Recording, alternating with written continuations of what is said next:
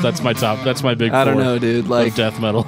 In a world where Anthrax and Slayer are considered in the same tier, I don't see why this is not. Because it's a completely different genre. Those bands are both thrash metal bands, and everything Cannibal about Corpse this band is thrash metal except for the vocals. False. Completely false. It is definitely down-tuned death metal. So I would say, yeah, because what the fuck is his name? Well, how come I can't remember his name, Dan? Because I was just talking about him earlier this week. The guitarist who's like... Pat O'Brien. Yeah, O'Brien, he uses like... He was in Malevolent Creation, right? Yeah. Yeah. He uses A sharp for whatever the fuck that is. Because I was reading an interview on him. He uses that and one other for his tuning. Since, let's see. Since he was in Malevolent. Since 1998, yes. And how many years has this band been a thing? Well, he wasn't in the band in 98. No, he wasn't. He started in 98 with Gallery of Suicide. Yeah, because that's a 98 release. So what's wrong with my point? The point is that you're saying the band as a whole is largely thrash metal except for the vocals, which is simply factually incorrect. Oh, I was talking about the downtune thing. Downtuning has nothing to do with the style of music. Yes, it does. It absolutely distinguishes death metal from thrash metal. No, it doesn't. Yeah, it does, dude. Like, I don't know how to... Like, you can say it doesn't all you want, but it is an actual distinguishing difference between the two styles. I'm so glad you're recording this. So, I mean, it would all be like the same thing with, like, nu metal, right? Like downtuning was like... Tuning has nothing to do with heaviness. It has nothing to do with the style of music that is played. It has nothing to do with the actual music. Yes, it does. You cannot play the first fucking Korn album in standard. Korn is not thrash metal. That's hold on. We're talking about downtuning. No backtracking. Okay? I mean, like... Korn is not a thrash metal band. No, we're talking about downtuning now. You said how important it is for the genre. Does not make you heavy. Okay, but that's... You're saying that it's not thrash metal because it's tuned down. Tuning down does not make it heavy. You're still playing the same fucking thrash. Slayer could play an A sharp and it would still sound the exact same. Cannibal Corpse makes Slayer sound slow. There is no difference in the style of music. If anything... When's the last time you heard tremolo picking in thrash metal? I think we're going to have What are you talking about with tremolo picking? I think we're going to have to agree to disagree. No, it sounds like we have a bunch of... I can do this all day long. Other. It sounds the same. Death metal is you change the vocals, you'd call it thrash. Death metal is an extreme subgenre of heavy metal music. It typically employs heavily distorted and low-tuned guitars played with techniques such as palm muting and tremolo picking, deep growling vocals, aggressive, powerful drumming featuring double kick and blast beat techniques, minor keys or atonality, abrupt tempo, key and time signature changes, and chromatic chord progressions. Now let me pull up thrash metal. All of those things apply to thrash metal guitars. Do they? Yes. Every single one of them. Well, except for the blast beat drumming. Are you saying Slayer doesn't blast? No. Are you saying Napalm Death doesn't blast? Napalm Death is a grindcore band. Are you saying that Megadeth doesn't blast at times? Megadeth doesn't blast. At times? Megadeth doesn't blast. They have. Which is funny because their drummer now actually has a blast beat named after him called the Dirk Blast, which is kind of funny. But it might be because I'm a fan of his that I know that. I'm that creepy guy that you see outside your window hanging out in the tree. If you ask anybody off of the street right now, they don't know the difference between I'm not thrash talking or about death. anybody off the street. So you're not going to We trust can have me different... One of us plays guitar and drums and has been listening to the other person say for over 20 years that thrash metal all started with punk. Yeah. That's correct. Okay, so when you take the techniques and the things that go into death metal, and it's the same thing that Slayer's been doing for that same amount of time, if not longer. It sounds nothing like Slayer. It all sounds the same. Yes, except for the vocals. Yes, on a purely cosmetic level. Cosmetic. So it's not wrong. It is wrong. You know, I'm the centrist. I love both you guys equally. No, Geoff, tell us how you really feel. Don't do this halfway bullshit. Don't be all... I had that person in my head. I'm not the technical one here when it comes to metal. I am the feel guy. So I don't think that the only Cannibal Corpse album that sounds anything remotely like thrash metal is Eaten Back to Life. And they even have shit. What the fuck is it? It sounds the most like thrash metal. Yes. And like a Skeletal Domain has got a shit ton of groove in it. Yeah. So I mean, we could call them a groove metal band too. Well, no. Because their base is still in death metal. Well, I'm just speaking in hypotheticals because they're not just like they don't play just one style. I mean, they're not a pigeonholed band, and they have a really, really bad persona as being as such. You know, they're like, oh, they're just those dumb fucks that showed up in that Ace Ventura movie. No, they're not. No, they were fucking amazing, and Jim Carrey was like, I want those guys. Yeah, except Chris Barnes sucks. Although, ironically, Jim Carrey does refer to them as a thrash metal band. Does he really? Yeah. No fucking... on that Arsenio... Do we have the clip? Oh, dude, we got it. We've posted it before. Let's let Jim Carrey settle our argument. This is the only way to get out of this. I love music. I'm not really mad, by the way. I'm so glad he recorded all of that because that's going to be like so amazing. Such an amazing behind-the-scenes picture if we ever decide. There's something about it, man. That I You're like, you guys think Dan's easygoing? Yeah. Listen to this shit. All right, shut the fuck up. He sounds just like Barnes. But better. It's great. It's great. There's this one band out that's called Napalm Death, and it's so hilarious. I mean, I listened to this album. I started listening to this album, and it was literally, I'm not exaggerating, that was it. You know, and I thought, you know, someday this guy's going to want to slow down and do some duets. You don't bring me flowers.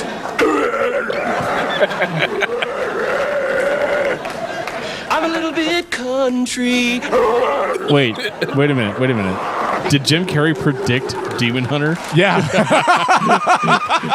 Oh my God. And that's the comment that starts the show. I don't care what anybody says. I'm only a co-host on one podcast. Hosts. Just say it that way. Hosts. Yes. Co-host sounds better from phonetic. I consider us all hosts. I do too, but we are cohorts in the hosting. So we are co-hosts of each other. Say it like that then. Hosts. Which cohort of the hosting is correct? Co-host sounds fine. We're all co-hosts. I'm Whatever, done talking man. Just about make it awesome. If you guys think that Dan is fucking wrong, then you are ready. And if your co-host is dead fucking wrong about thrash metal, then you are ready for this episode of Discography Discussion. I am Joe. That is Dan. That is Geoff. Well, Geoff, who is it? I love both you guys equally, but I think I'm the only one ready for this episode. Fuck you, dude. Eat a Yeah, fuck you too. Not Danish. whole, bitch. Eat a Danish. We are drinking not whole Marzen style lager from Logboat Brewing Company. Dude, it's so good. It's amazing. It is the perfect beer to discuss death metal. So does anybody not know which band we're talking about tonight? Oh my God, we're talking about fucking Cannibal Corpse. Yes! I made a mistake. I've been listening to tons of Cannibal Corpse. Dude, What did you do? Did you fuck up, Geoff? maybe. I thought we were supposed to listen to bands that had Kip Winger in it. No? How about fucking Corpsegrinder? Yeah, bitch. There we go. There you go. All right. All right, we're back on. All right, yeah, I'm excited. Dude, I'm fucking pumped. 14 albums. I feel so much more aggressive tonight than I normally feel. It must be this knot hole that we're drinking. It's got to be the knot hole, but I have a feeling it has a lot to do with Cannibal Corpse. I did tell my phone more than once this week to listen to Cannibal Corpse, and it played Cannabis Corpse. I'm not going to lie. I don't remember there being that many vocals about weed. But back in the day, I heard of Cannibal Corpse, thought they were a joke band. I'm like, yeah, they're just in it for the shock value. They're not a joke band? They are not a fucking joke band. I will say that the last 8 or so albums I heard were no fucking joke. Yeah, it's 9. It's 9 albums. Okay. The last 9 albums are gold. Man. And if you can't do the math, if you can't figure out who is and isn't on the first 5 or the last 9, figure it out now, and you'll know why we're saying that. Cannibal Corpse is a band that formed in, I believe it was 1988. I thought it was 85. I think it was 88. Okay. But they were from Buffalo, New York. You know what I think it is? I think they were under a different... They had a different name, but the majority of the members were in that other band, which I can't fucking remember. And then whenever they got Barnes on board, it's 1988. It became Cannibal Corpse. And it's 1988. Yeah, but there was a different band that predates them, I guess is all I'm trying to say. I believe the band was called Beyond Death. Yep.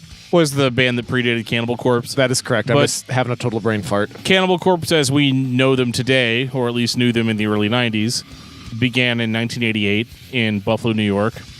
Relocated to Tampa, Florida because, I mean, if you're death metal, you need to be in Florida, right? It's a prerequisite. Well, yeah, if you ever read the news headlines, it's always Florida man doing stupid shit, so... Absolutely. And, man, early on, did Cannibal Corpse do some stupid shit. Well, before we start talking about all that stupid shit, I want to take this time to say thank you to everyone for listening to the podcast. Thank you for listening and for subscribing. If you are not a subscriber, you can find everything Discography Discussion at discussmetal.com. We're on Spotify, Google and Apple Podcasts, TuneIn Radio, Stitcher. So if you have an Amazon Echo or a Google Home, you have no excuse. Ask it to play the latest episode of the Discography Discussion podcast, and it will. We're also on Facebook and on Twitter at discussmetal. Be sure to like, favorite, and subscribe. It really helps us out. It lets us know you're listening, and now Dan is going to tell us all about 5-star reviews. Oh my God. 5-star reviews are like one of my favorite things, besides George Corpsegrinder Fisher. But seriously, guys, one of the biggest things about reviews is not just that we want to stroke our own egos. Speak for yourself. That's totally me. Okay, well, it's not to stroke me and Joe's egos as much as it is just to help us get recognized in recommendation algorithms. Highly rated podcasts typically are recommended to other podcast listeners who listen to similar podcasts. I know that may sound really redundant, and I know we say it every single week, but seriously, to everybody who has reviewed the podcast, rated the podcast, subscribed to the podcast, you are helping us out more than you know. And we thank you for that. Yeah, it's like a plague. We're spreading. Like an evisceration plague. Exactly.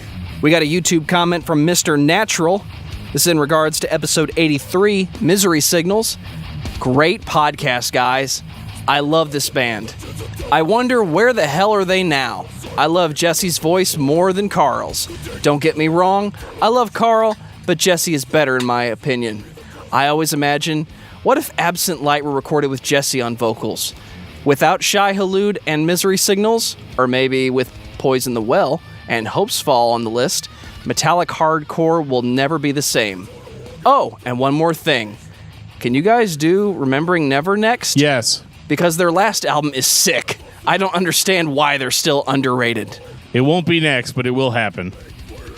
100% guarantee. You know, I saw Remembering Never back when I was in high school with Zayo. Actually, it was Beloved. Back in my day. Yeah, get off my lawn.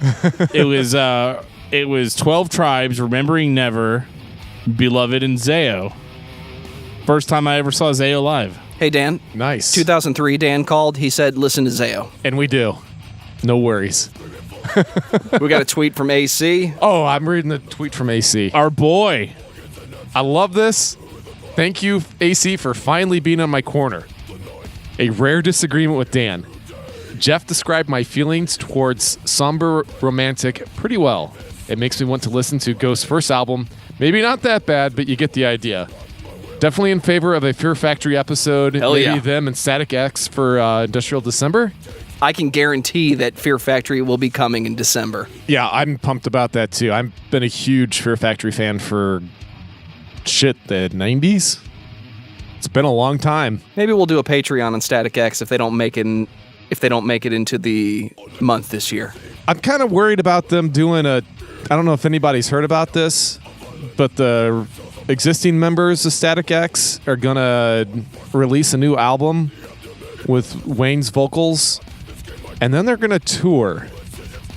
I'm kind of curious on how they're going to do that. I mean, are they going to have guest vocalists singing stuff? Are they going to try to do like a Tupac, like 3D, Wayne up on stage? Stole my fucking bit. I think Dez from Devil Driver should sing. Well, he is tour. doing. Well, perfect. Dez is doing some guest vocals on the new album, but I don't know. I think he'd be perfect. Oh, I agree. I agree. I mean, obviously Wayne Static would be perfect, but yeah, it RIP. sucks, man. That dude looked like he always had so much fun while he was like up on stage. I wish there was more people that had his charisma and seemed to be having as much fun as he did when he was up there. So over on Facebook on Tuesday, I did a Facebook Live video as an October update to what was going on. And Matt and I talked an awful lot about Industrial December in that and asked for some suggestions of bands to talk about.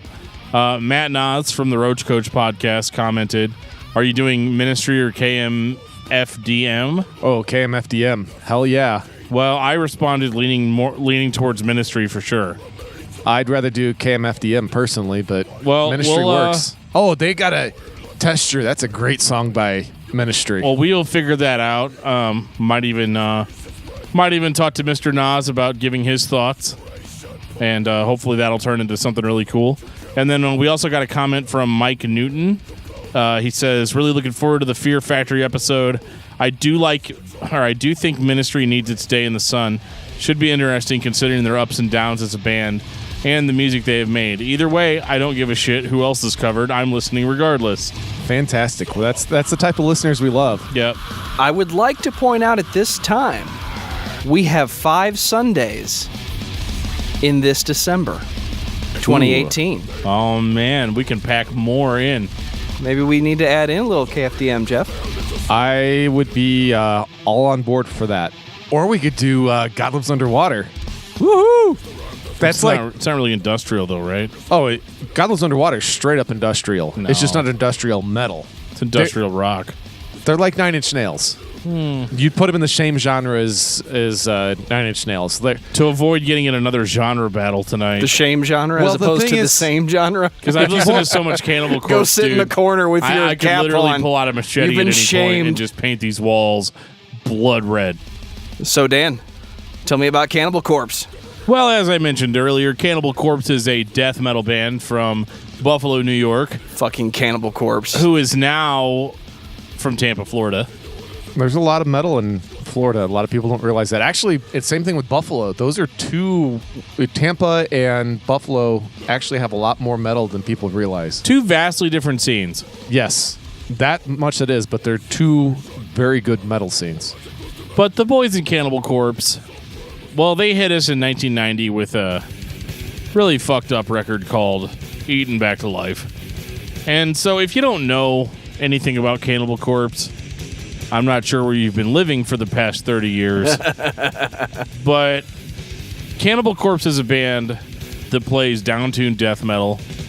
And, well, they just sing about the most horrible things imaginable. Honestly, any horrible fucked up shit that you can think of, they've already talked about it multiple times in certain cases. Yes, agreed. How many records did it take them to actually talk about it? Because there's no vocals to speak of that can be understood in English on these first 4 records. Well, I think on Eaten Back to Life, it's pretty understandable. As it gets further into Barnes' career, the harder it is to understand him. But the first 5 albums with Barnes, it is harder. First 4. Yeah, that's right. I'm sorry. I'm thinking about whenever O'Brien got on board was... Yeah, so first 4 records features Chris Barnes, who most people know from Cannibal Corpse. and 6 Feet Under. Right. I wasn't even thinking about that when I said it, but yeah, so, and he went on to form 6 Feet Under, which is another shitty band. Yep, and Torture Killer from last week. Yeah, and Torture Killer, which is he did appear on one of their albums. He did. Yes, he did. And he sucked on that, too. But yeah, Cannibal Corpse, death metal band, they talk about gore, and it's easy to write them off and say that's it. And you're not entirely wrong if that's how you feel. Like, if you feel like this is a band that's just going to play down-tuned, guttural death metal all the time, and they're never going to change it up or vary it, and they're only going to talk about killing people and dismembering people and zombies eating your brains and all that good stuff. I don't see a problem with any of this. Zero problem with it, really. But, likewise, if you think that's all the band has to offer, you're not wrong. But if you really get into it and look into it, because honestly, going into this episode, that's what I thought. And I have been enlightened very much. Getting into this first record, we're just going to have to do the journey, man. We're going to have to start from the very basic beginnings and go all the way into the greatness that is Cannibal Corpse now. So Eaten Back to Life came out on Metal Blade Records in 1990. And to Joe's point, this record has a lot of thrash influences. A whole lot. This isn't necessarily the Cannibal Corpse that you've all heard. I think most people's exposure to Cannibal Corpse would have been on their third album and probably the song Hammer Smash Face. Eaten Back to Life is a little bit different of a Cannibal Corpse. It is a more thrash metal oriented record. I feel like the lyrics are pretty much the same as what you'd get for the next 4. Dumbed down? Or the next 3. They're a little dumbed down. I feel a little dumber after reading some of them. I love Cannibal Corpse because they're a band that is energy, heavy. They've got the growl. I'm in the mosh pit. I'm slam dancing. Fuck yeah. Lyrically, you can tell me all day long this is what they wrote, and I have the same problem that I always have. I shouldn't have to read it to understand it. When you give me a page of lyrics and you say this is the deep lyrics that Cannibal Corpse writes, I think, well, they wrote them, but they're not saying them. It's heavy metal. I don't fucking care. Inside, I love it because I just fucking love this band. Yeah, I don't care so much about the lyrics, especially when Barnes is writing them. I actually started shockingly listening to some of the stuff that Corpsegrinder had to say in some of the later albums, mainly because I think he's easier to understand. He definitely enunciates. Yes, he does. But in the beginning of their career, I would agree with you. Just jump in the fucking pit because there's not much else to do. There's not a lot of nuance. You know, it's just straightforward, in your face, beat the fuck out of you, straight up death metal. Well, minus the first album, which has quite a bit of thrash influence. I don't care. As you get further in, I start to care quite a bit. But the first versions of the band with the first 2 albums, it just doesn't do it for me. It's just, it's loud, it's noisy, it's in your face. But I think we kind of needed that to move the death metal scene forward. I think they did a good service, as far as putting the name out there. And thank you, dumb fucks. We'll get to that. That's on the third album. All right. Geoff may have just introduced a new character without knowing it. Dude, I'm getting a little excited here. Eaten Back to Life is a debut album, and it is very middle of the road. And I think last week we established a term called roadkill. It's roadkill. Because that's very much what this record is. As a matter of fact, the very first song, Shredded Humans, is about people being killed on the road. Eaten Back to Life is a mostly thrash metal-oriented record. For 1990, not unheard of. It actually reminds me quite a bit of Death's Leprosy album. Maybe even a little bit of Scream Bloody Gore, although I do think that those 2 records are far superior to this. Yeah, from a technical aspect, there's no question. Well, absolutely. Chuck could fucking shred, Right. These guys really don't on the first record. It's very basic. It's very choppy. It's very disjointed. That's how I felt. It's extremely disjointed. It's not enjoyable to listen to, and I mean that from a death metal perspective, it's not enjoyable to listen to. I understand that if your only exposure to metal is like Metallica or Iron Maiden, you're going to listen to this and be like, what the fuck is this? But I don't get a lot of value out of this first record. I think it's just a birthing pain of like, here we are, we all got together, and this is the first time we've all sat down and wrote music together. And it shows. The vocals are disjointed. They're a little all over the place. It almost sounds like Barnes is out of breath on some of the faster parts, like he's trying to keep up with the rhythm and just can't. Right. It's almost like, I think what I said on the Torture Killer, like, this was the best take you could come up with? Really? And I think to a certain extent back then they just didn't care. No. Didn't care, didn't have enough time to do it again. Or enough money. I mean, that's entirely possible. Strictly from a technical standpoint, this is the sloppiest album. Oh, it's not. Yeah, no joke. Just period. Absolutely, no joke. Yeah, and I don't care. It's really not bad. Like I don't mind Eaten Back to Life, but like I don't listen to it. When I want to listen to Cannibal Corpse, I'm not popping on Eaten Back to Life. And I realize that there are a lot of people that are like, "Oh, this is so great" or whatever. But like, really, it's not the best death metal you've ever heard, even that year. It's not like some band came along a year later and just totally redefined the genre or whatever. Like, like I said last week, this is the book that Death wrote. and they're just following it the best that they can, but they're not nearly as skilled of players yet, and that's okay. Obviously, the record did well enough for them to continue, and I think the biggest asset that they had at that time was the fucked up lyrics, because there were no bands yet that had gone that far. Yeah, you're right. It's the shock and awe. It's the lyrics, and I also think a big part of it is the album cover. I think the art was a huge part, because if you remember, back then, for all you young whippersnappers, you bought an album on what the art looked like. You're like, that looks metal as fuck. Yeah. I'm getting that shit.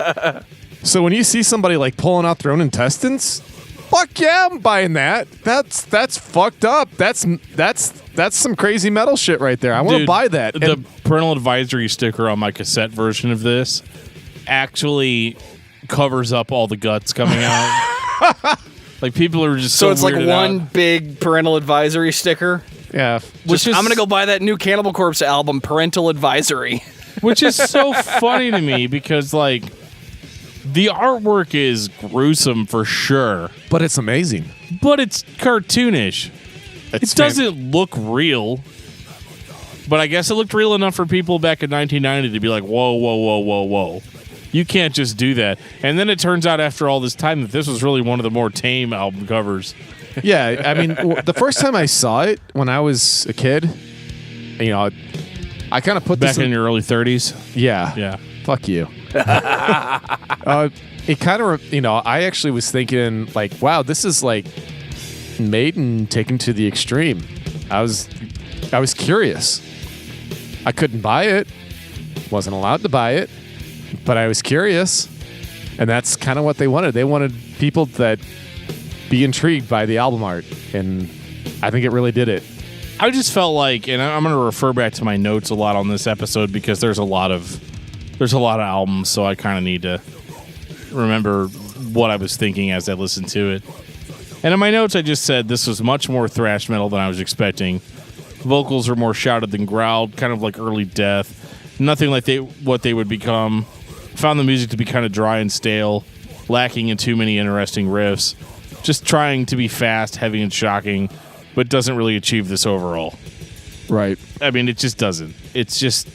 Yeah, the other thing, too, is we got to look at this from the perspective of, do you remember 1990? I think that's a big part of it. This was some I don't. I was still shitting myself in 1990. Right.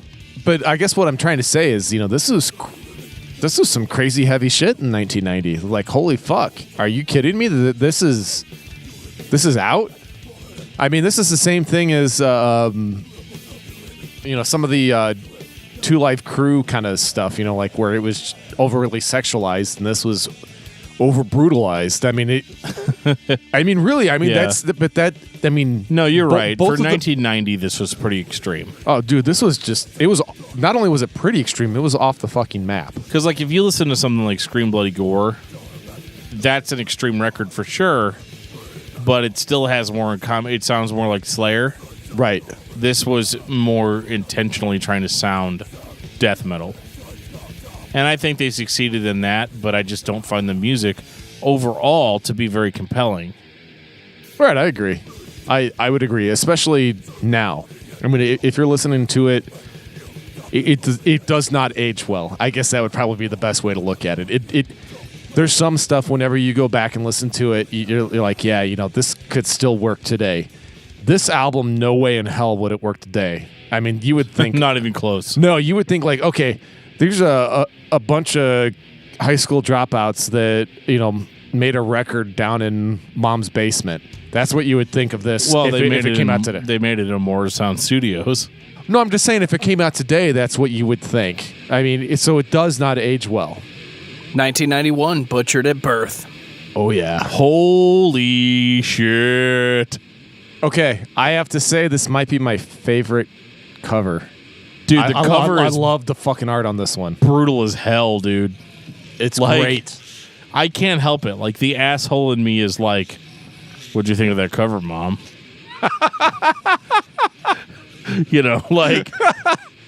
Yeah. Oh, dude. Don't pay attention to the woman who's being who's being stripped of her flesh by zombies on the table. I want you to take a look at what's going on behind that, Mom. There's definitely babies hanging from meat hooks. Because why the fuck not? Yeah, I'm not normally one into the macabre. I'm not into the gore. It just doesn't bother me. But it is striking. It's amazing. I mean, it's one of those things like you talk about a train wreck, you can't look away. That's how this album art, the cover art is just so good. I mean, the quality, I mean, yes, it's macabre, but by God, it looks great. I love the surgeon on the right, with the eyeball still in, just looking fucking psycho. I love it. It's great. It's definitely a cooler cover than a musical album. Yeah. Like, I know we're giving a lot of credit to the cover. All right, on the first few albums, that's the best part. Is the album art is fucking great. It's kind of like one of those situations where you've been working this job for a long time. You're a well-respected employee, and then you find out that like the CEO of the company is coming to shadow you for the day, and you guys have to drive 3 or 4 different places, and you're like, man, I want to make a really good impression on the CEO. So what do you put on?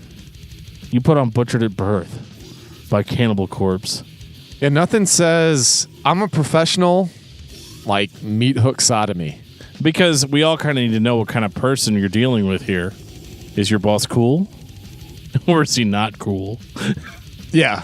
Well, that's the ultimate question when you're listening to Butchered at Birth. Yeah. I will say this, I give Barnes a lot of shit, but what I really like about this one is on this album, he really starts to explore about getting that deep growl as deep as he humanly can.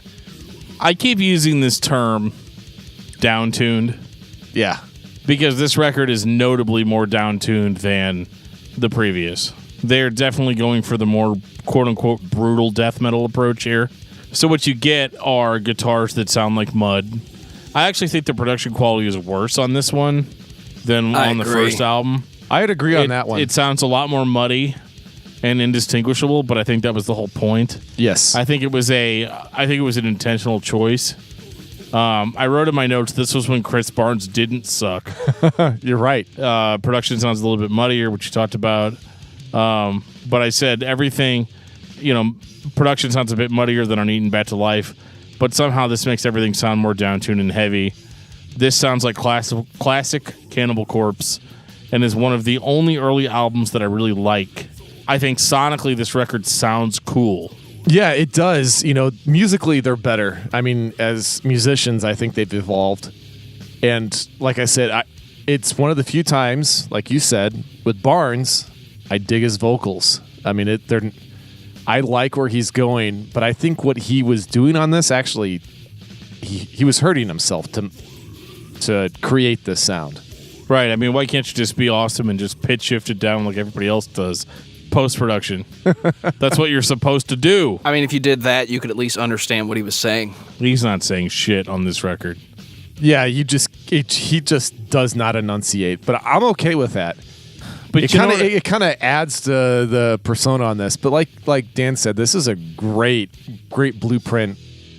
This holds up way better than the previous. I mean, yeah. This is a really, really, really good album. This actually would have been a better debut. Agreed. Because it's not like a weird fake out like Eaten Back to Life was. Because obviously the first time I heard Cannibal Corpse, they were like 5 albums in. First time I heard them was on Ace Ventura. Yeah, everybody did. But the funny part is that this sounds like what you would expect a band called Cannibal Corpse to sound like. And they realized that. I think they sat down and they're like, look, this Eaten Back to Life shit is cool and all, but we need to take this to the next level. Because, I mean, back in the early 90s with death metal was trendy as hell in the early 90s. So you had to have some sort of edge to you. Now, they had the gore lyrics, but they were like, how do we take that and make it more extreme? People aren't going to just always be impressed by gore lyrics. So, we want not only to be talking about the craziest shit that we could be talking about, but we want the music to reflect that as well. Yeah, you're right. The music matches much better on this album. Yes. Now, the music is not without fault. The thing that I hate the most about early Cannibal Corpse is the fucking choppiness of it. Like, it is so... Yeah, it's the rhythm section. There's nothing going on. Yeah, because it's not like... And again, I realize maybe this is some kind of intentional choice, and maybe it's something about early death metal that I just don't understand. But it bothers me because it doesn't go anywhere. I don't think that death metal is a genre that you're supposed to really analyze. At this point, Cannibal Corpse, you're just supposed to listen to the band on stage. It's the next 39 minutes of your life. It's not supposed to be analyzed. It's just supposed to be heavy and intense and in your face. That's all it is. And that's exactly what they are. In 1991, you're not wrong. This was still kind of a new thing. That being said, I still like songs that I can remember. And this was the first album by Cannibal Corpse where I was like, this is cool, but it's one continuous sound from beginning to end. And that unfortunately would not get better soon. Right, it's just their set list. Correct. This is what they played last night when I went and saw them. Correct. So it's one of those like, wow, this band's really cool, but what else you got? And unfortunately, they don't really deliver on that. It bugs the shit out of me. The songs run together. There's no real leads to speak of. That's one of my biggest complaints about earlier Cannibal Corpse records is that they don't have really any good lead guitar work to speak of. That's because the rhythm guitarist was the lead guitarist. Right, and that's a problem. Right. Because, like, you know, I was talking about death earlier with, like, Scream, Bloody Gore and Leprosy. And as much as we love later death, like Human and stuff like that, if you look at those first two death albums, they are leaps and bounds above most other death metal releases, if only because the lead guitar work is a lot better. This band has no lead guitar work in 1991. They don't even play fucking Cat Strangler solos. Like, what the fuck is up with that? 1992, Tomb of the Mutilated. So, Geoff, how did you feel about the cover artwork for Tomb of the Mutilated? Well, this artwork taught me got this hot ass on the cover. Jesus. Just getting it's hot as fuck. And yeah, I got to this one every once in a while because it's just hot as fuck. I don't know that we can air any of that. Since we couldn't keep any of that. Yeah, I mean, this record.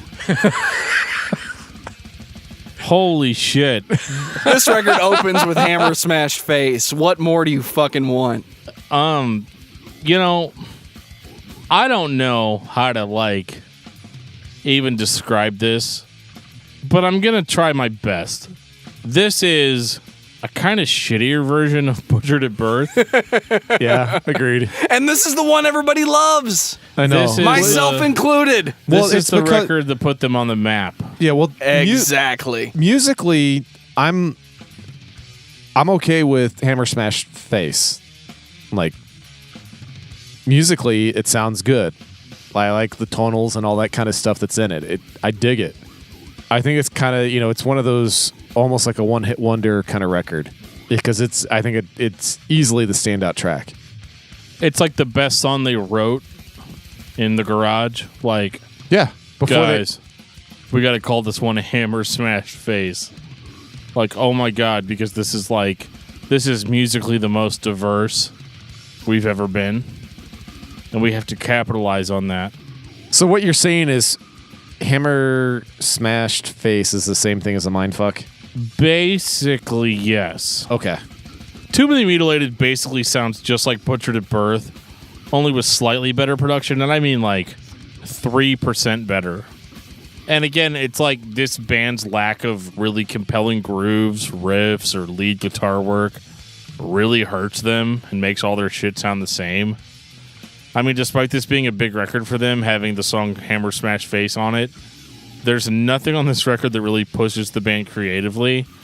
It's kind of just like the same old shit that we've heard before. and something really needs to change here before I lose like literally all my interest. Now, I noticed that they employed a similar strategy on this record that they had employed on Eaten Back to Life, which was, if we're totally over the top with the gore shit, people won't notice that the record's kind of shitty sounding, which is why they released a song called...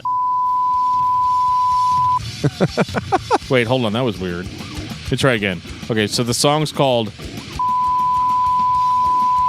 Joe, is that thing in real time now? Yeah, dude, I had to put that in for YouTube reasons. It's not going to be a big deal, I promise. Okay, well, YouTube reasons? I thought that was Geoff reasons. I guess, like...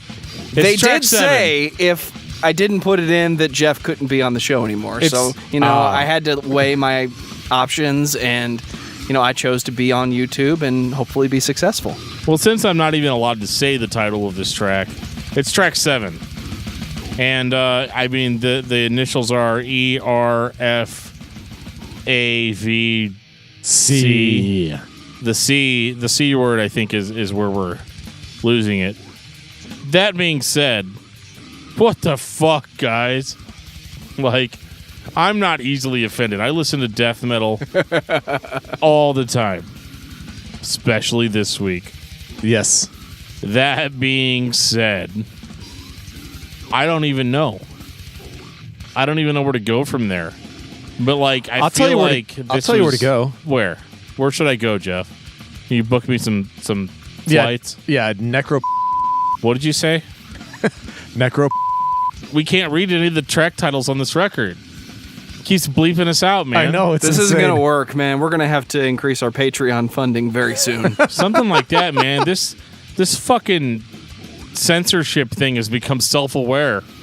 Like, we tried talking about some Pig Destroyer lyrics a while back. We were like, you know what people really liked on the show when we read more Pig Destroyer lyrics? And I tried reading them and, like, just bleeped out everything. It was like a half hour worth of shit. But somehow shit made it through. Don't get it. Absolutely. So they really doubled down on the controversy on this record. Hammer Smash Face appearing on the Ace Ventura movie. Like, literally appearing. The band was in there, and they were playing their song, and then at one point, Jim Carrey, did his best impression of whatever he thought Chris Barnes was doing. That was cut. That was a deleted scene. But it's on TBS. It's amazing. And that means it's real, right? Yes, it is. But it was also a modified version of Hammer Smashed Face that's in the movie. It's like a minute and a half. Yeah. Which is fine. That's all you really need. Yep. Musically, this is not very compelling. No. This, again, is one of those records where you're like, hey, man, I've worked at this company for a long time, and I appreciate this is their set last night. Again, I'm okay with it. What's wrong? And I just want to give you guys a little bit of a preview of what kind of person I am. And my favorite record of all time is Tomb of the Mutilated by Cannibal Corpse. My mom doesn't talk to me anymore. My friends don't. Nobody talks to me. It's weird. I burn effigies of, mutilated corpses in my front yard every night. But, like, I feel like that's, like, I should get a promotion, right? I mean, what are you guys thinking about this? I mean, take, for example, this wonderful song called... We've all been there, right? I realize that was bleeped out, but still, the effect remains. Really nothing good to offer musically, but so much gimmick. There's more gimmick here than money can buy. It's fun. There were legislators putting this record on, like, albums that should be removed from sale. They went beyond that. They actually wanted the record label to drop them. All I can think of is that people like Two Life Crew and Cannibal Corpse have their careers because of those dumbasses. Yeah. I mean, they really do. I mean, like, no publicity is bad publicity. Yeah, thank you for putting them on the map. Because, I mean, I kind of feel like this band might have faded into obscurity had nobody ever said anything about it. It's the old adage of if you ignore it, it goes away. Yeah. But this was not ignored. This propelled Cannibal Corpse to a level that most death metal bands weren't at. And the sad thing is they were not like the shining example of the genre right now. Right. On this record, in that moment of time, they really weren't anything to write home about. So, like, how do they follow this? 1994, The Bleeding. I didn't care for this one. Once again, very similar in vein to the last two albums. However, this album does feature slightly more memorable riffs overall. There's a step up in the complexity of each song, and the band starts trying to show off their chops. But not enough. But it's not enough. It's not unifying at all. Like, it doesn't take anything to the next level. This band has basically been treading in the same little kiddie pool of mediocrity that they've always been treading in. And I think I was just sick of it at this point. Like, I just couldn't really... I think that's exactly where I'm at. I just couldn't... I couldn't focus on what was good because there was enough of the same that I was bored. Thank you for saying it, Geoff. It was a different version of more of the same. Yes, exactly. And, like, did the production, like, drop down again? Like, that 3% I said was better on the last album is now, like, negative 3% on this one. Is it because people just didn't know how to mix death metal back then? I think they must have, right? Were we still trying to mix it and make it sound bad on purpose? I don't know. Like, Obituary's record sounded great. Death sounded really great at this point. I don't know what it was about Cannibal Corpse, but it's almost like they just felt like the muddier it is, the more brutal it is. And I guess depending on the kind of person you are, I guess that's the way it is, but I don't know. I really can't get into it, and I'm not, like, I don't know. It's a little bit better, I have to admit. It's a little groovy in places. It sounds a little bit like 6 Feet Under, actually. Yeah, it's not enough of consequence to make a difference. It's interesting, too, because, like, this sounds a little bit like 6 Feet Under, and then Chris Barnes would go to start 6 Feet Under around this time, and they would just continue on in the same fucking vein. Yeah. Forever. And not a band I'm a fan of. Yeah, the Bleeding is not a great record. It's not really worth your time. If you're really into Cannibal Corpse and you just have to hear the classic shit, listen to Butchered at Birth and just kind of move on from that, because the other two albums aren't really going to do it for you. And if you can't get Butchered at Birth, maybe Tomb of the Mutilated might be okay. Yeah, but the Bleeding isn't where you want to go. No. Tomb of the Mutilated had, I'd say, 3 decent songs on it. I can't pick out one at all on the Bleeding. Like, it just doesn't do it for me at all. Collectively, yes, it's a better album, probably from a musical standpoint. But, like, you know, Joe was agreeing with me earlier, it's just more of the same. I just was like, That's the best way for me to put it. Then this album came, listen to this album next. I was just like, Well, yeah, and it's like, it's really fast-paced, but, like, I don't feel the energy in it. Sounds tired. Sounds bored. Probably because they were. And that's what I am when I'm listening to this. I'm bored. Like, I don't care. Do you want to know what happened in 1996 that will make you care? I don't know. Tell me all about that. There's this record called Vile by this band called Cannibal Corpse that has a new lead singer. What, George Fisher? The motherfucking Corpsegrinder! George Corpsegrinder Fisher.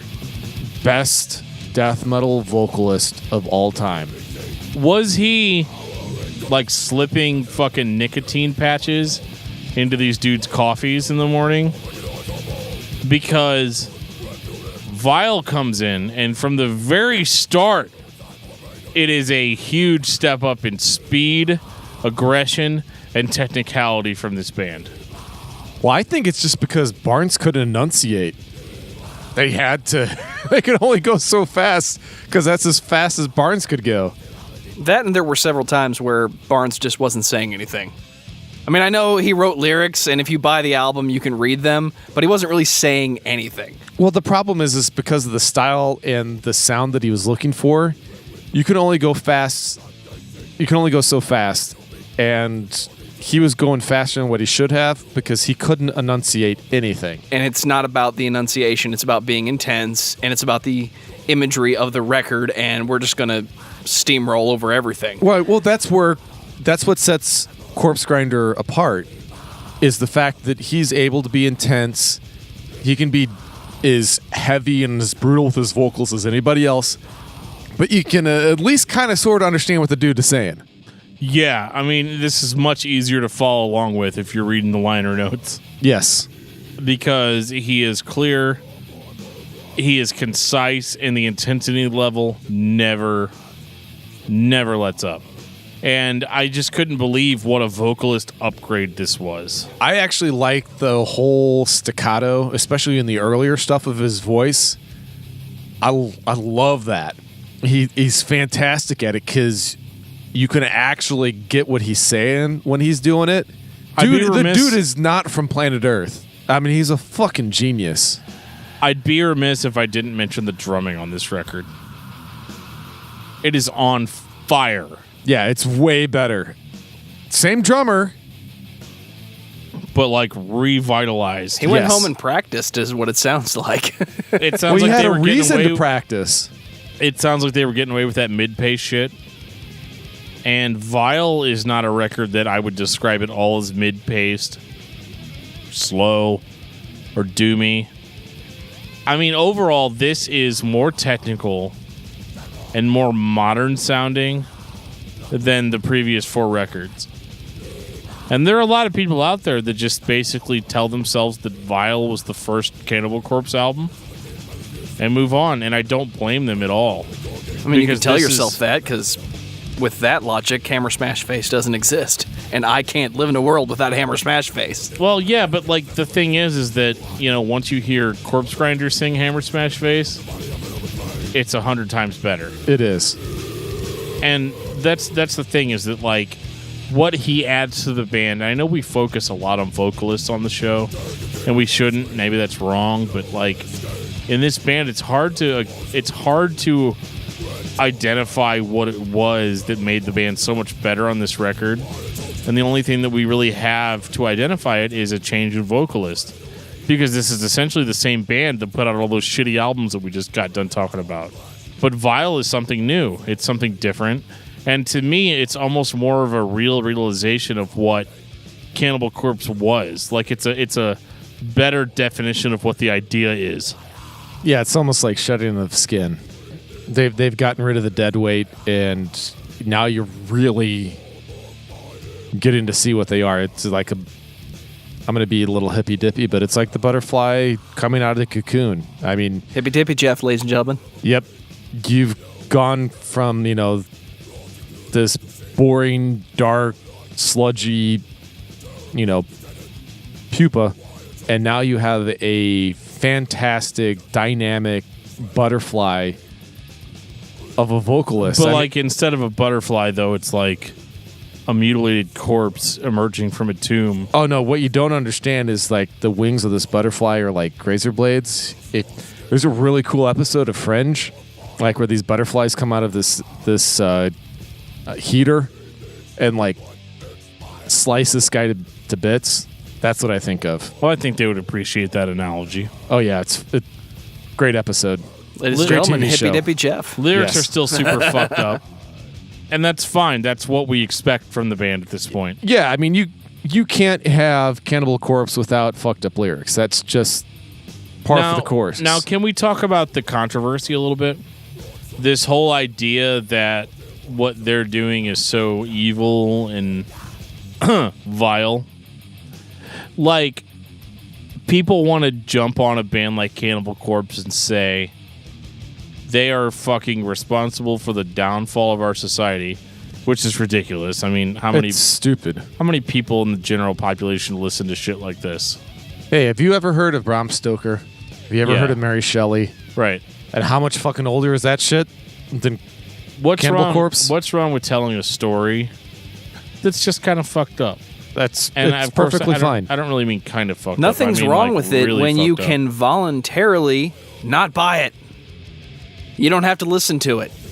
No one is forcing you to listen to it or buy it. You just know that the band talks about this kind of stuff, and it's like a horror movie. It's exactly it. Like, you're hitting the nail on the head, because you never heard controversy with, Nightmare on Elm Street, Friday the 13th, Halloween.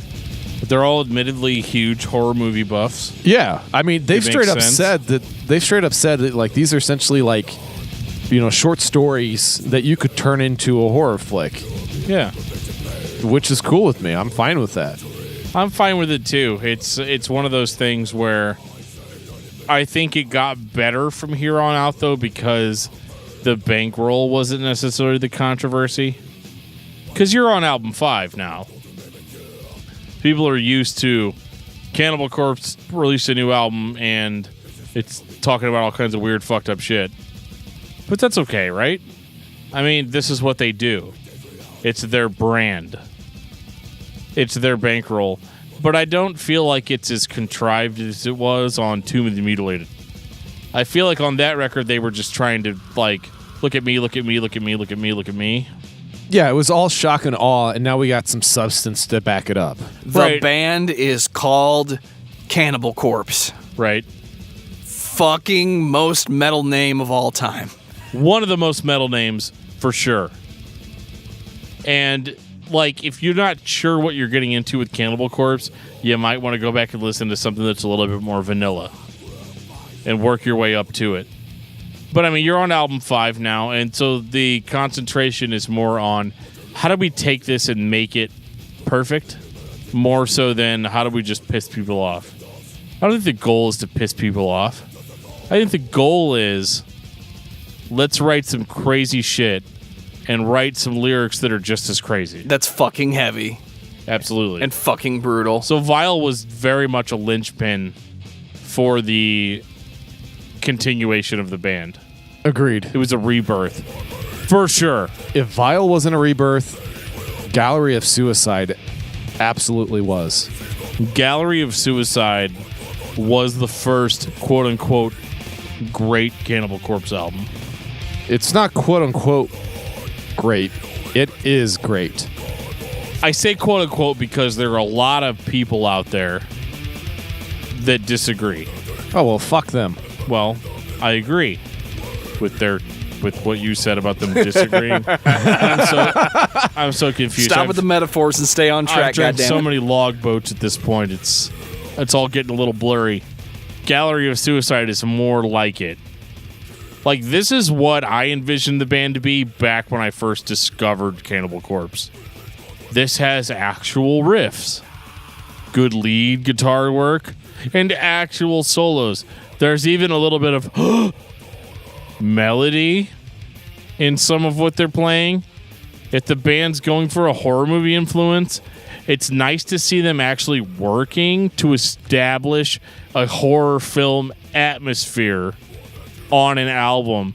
Because before that, it was just like chop, chop, chop, chop, chop, chop, say crazy shit, chop, chop, chop, chop, say crazy shit.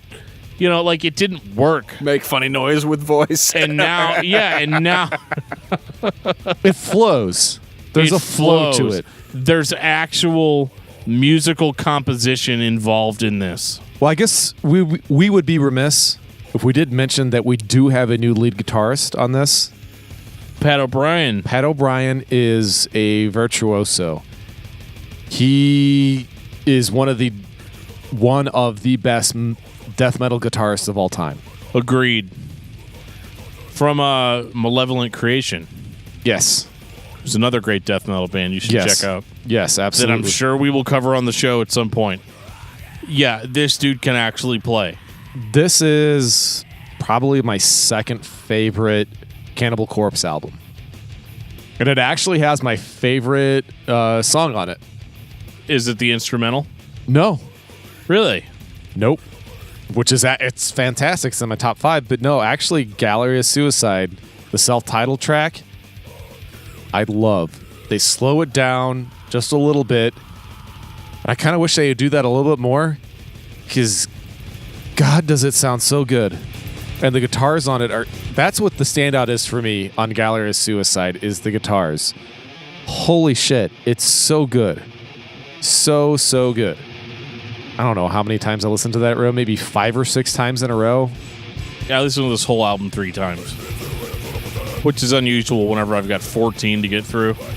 But it's so easy to do it on this one. It is, because it's really enjoyable. And, like, they have an instrumental, which is one of their first. From Skin to Liquid is one of the most ballsy moves from a band like Cannibal Corpse I've ever heard. It's heavy, it's technical, it's melodic, It's memorable. Yeah, it's really good. This was the first time we ever heard melody on a Cannibal Corpse album, and it was welcome. Yeah, this whole album, because Gallery of Suicide's got plenty of, that song itself has plenty of melody in it too. I love being brutal. I love listening to brutal shit. I do. Like, it's a lot of the time I prefer it to more melodic stuff.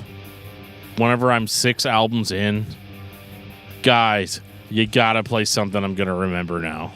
I wasn't expecting to find something great in Cannibal Corpse through an instrumental track, because historically the thing that I've disliked the most about them is their actual songwriting ability.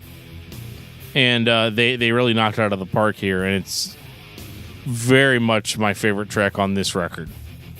Yeah, I mean, it's my second favorite on this one. It's in my top 5. And this is without Corpsegrinder holding the fort down, so to speak.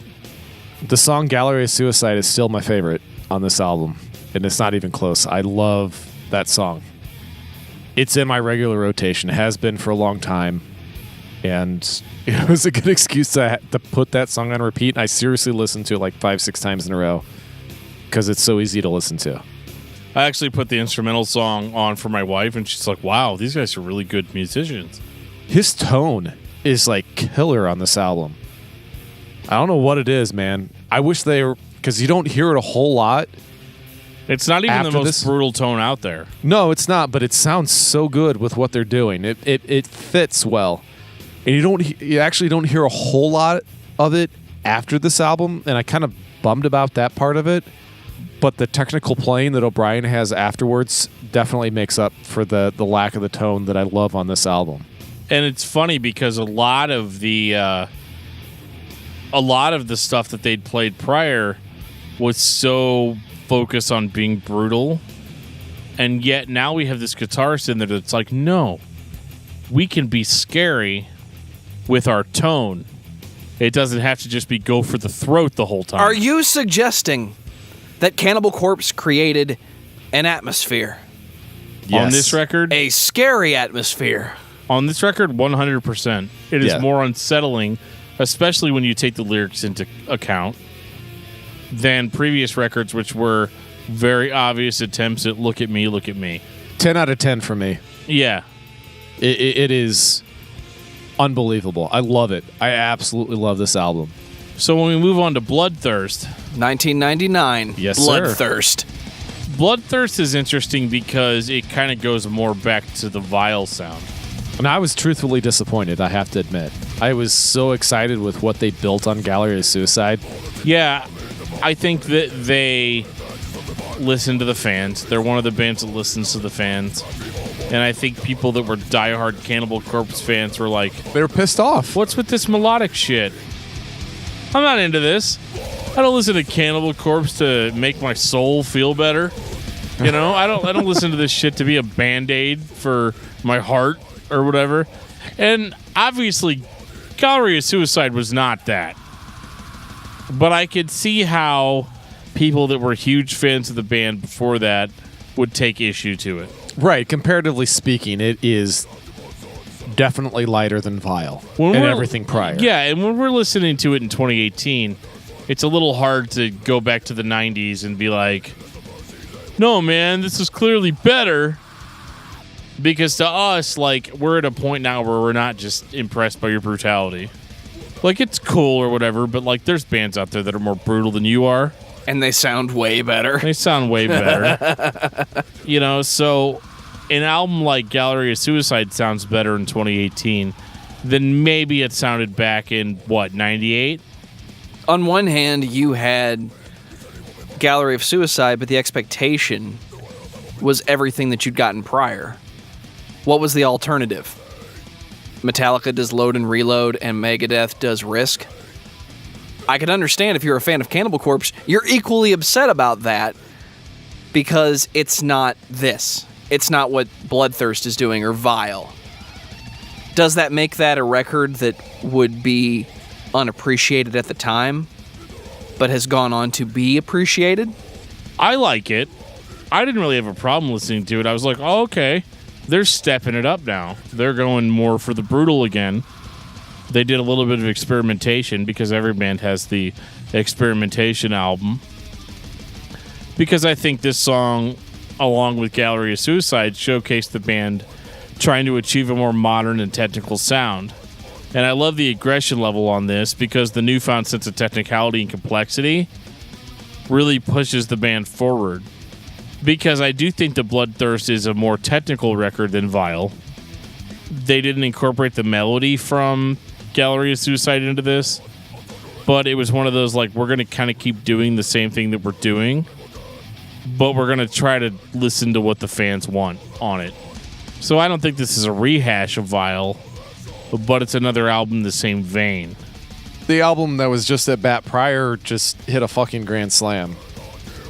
So, well, and it's not like it's bad. I mean, he still made a hit. It's not like he struck out. It's just Gallery of Suicide is just, it's seminal for me, at least. It was different. It was cool to hear something different. Yeah. This record's kind of more of the same. Yes, exactly. It's more of the same, and I get bored easy. I've said countless times on this podcast that I'm more interested in when a band kind of goes outside their comfort zone and tries something new. And they did it with Gallery of Suicide and knocked it out of the park. But like you said, this is a band, to credit to them, listen to their fans to a certain extent. But I think in this instance, it was a detriment to them. I disagree that it's a detriment.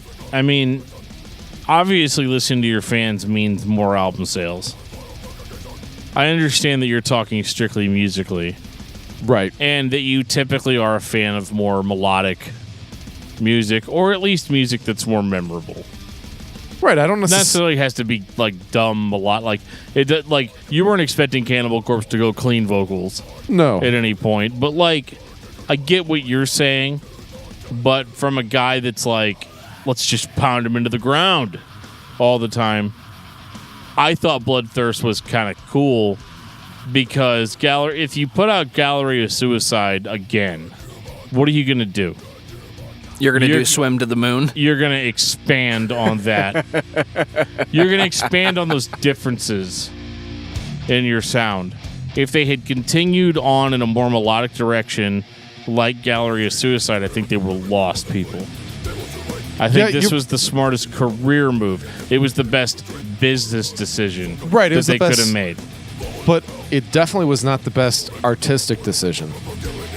Correct. That's all I'm trying to get across. And I'm one of those weirdos that that I don't like. I like diversity, in all aspects of my life.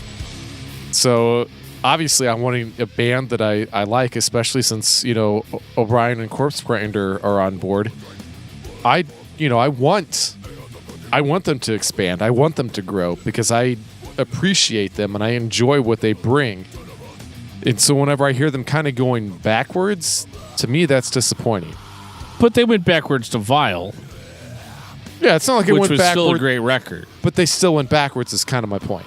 I don't think they went backwards, though, because I think that Bloodthirst is a more technical record than Vile. It's a step up in the chops department, for sure. Right. And I think that, before the band only survived on their image, the gore image. And I think that the gore is still front and center here, but the band has some actual tools to back up all the blood. If anything, right. Gallery of Suicide was the step outside the norm. They just did something that was far and above what the expectation was or what anybody thought they were capable of. Right. Well, and I think with my two favorite albums of theirs, it's different from the norm for them. And it's the two that are by far the most different as compared to everything else that they release. And I think that's why I like it. I'm not one of the more of the same people. And I like to have... I get bored way too easy. I think that's probably my biggest problem. I think that's why I go down the rabbit hole of Spotify and Pandora and YouTube, is because I'm looking for the weird shit that nobody's heard before, because I get tired of hearing the same crap over and over again. And unfortunately, even though as technical as this band gets as time goes on, there's a lot of more of the same shit. They just do it better than most everybody else. In 2002, there was this thing going on called nu metal, and everybody loved it. And Cannibal Corpse would put out an album called Gore Obsessed. Is this a nu metal record, Dan? Fuck no. Thank God it's not. This is so ungodly thrash, so ungodly death. This is just awesome. We're just gonna keep doing this death metal thing, everybody. Well, don't you want to make nu metal? We did. New death metal, it's right there. Well, that's not really the same thing. Right, but this is better. It's definitely better. It's better than nu metal, but it's not better than Bloodthirst. Gore Obsessed, I thought, was very similar to Bloodthirst, which isn't a bad thing. I think this is one of the most enjoyable eras of the band. It is. Like, from here on out, and, like, it's bangers through and through, and I found it pretty good overall.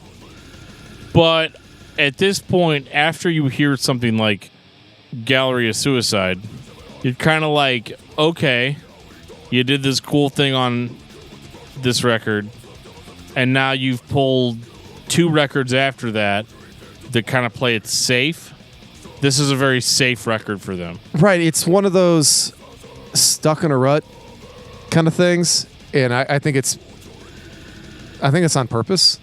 It's not boring, though. No. But you're stuck in a rut. I mean, it's more of the same. But it's not like it's bad. This is the 2002 version of the set we played last night. I'm still on board. I mean, it's good shit. I mean, I don't want to piss off any fans. I mean, because I love these albums. Okay, man, I love pissing off fans. That's the only reason I do a podcast. Well, I know that's why you do it. Wait till we talk about Savior Machine next week. R.I.P. Mushroom Head. Yeah, I can only. I got to have the diversity. So, especially whenever you have 14 albums, you got to have that diversity. So, whenever I'm listening stuff cover to cover, through and through, like I'm not a playlist listener. So, whenever you a lot of this stuff starts to blend together again, and that was the problem we had on the first 4 albums, is that a lot of it blended together. When I say we get stuck in a rut, I just mean it is you could take a lot of these tracks and interchange them amongst the albums, and you're still getting good albums. The thing is you can interchange it, and it's not going to affect the quality of those albums. You're not going to make one album better, one album worse, because it's more of the same. Is there a day where you can shuffle Cannibal Corpse and be satisfied with what you hear for the next 45 minutes? If I put Gallery of Suicide on shuffle, sure. So you're going to buy Bloodthirst or Gore Obsessed. You're not going to buy both of them. Right. That's exactly my thing. That's my point. It doesn't matter which one I find. If it's sitting there and it's $5, okay, this isn't on my shelf. I mean, the cover artwork alone is worth having both albums on your shelf. Right. Well, we're starting to get into the digital age. You know, this is really whenever stuff like iTunes really started taking off. Which is a huge shame. Because the next record, The Wretched Spawn, has some crazy cover artwork. I mean, oh my gosh. It's up there. It's probably in their top 3 best album art covers. As a father of 3 children, I can tell you, I remember the birth of all 3 children, which is what makes the cover artwork of The Wretched Spawn so terrifying. And I realize, like Geoff said, we're in the digital age, but we're also in the age at this point of people starting to give a shit about vinyl again. Can you imagine getting this record on vinyl with cover artwork that can only be described as you've got the 2 zombies from Butchered at Birth. They are the same zombies. You can look at it. They are with a zombie doctor that has some kind of weird black wings. And they are delivering some spawn from a nude woman. So you have one wretched spawn coming from the vaginal area. You have another wretched spawn coming out of the intestines and the torso. And then out of her mouth comes the third wretched spawn. This is messed up on so many levels. It's hard to look at because I've seen not exactly the same thing in real life, but something equally as terrifying. This is old school Cannibal Corpse artwork at its best. Yeah, that it is. Yes, it is. So let's talk about the music, guys. But there was music?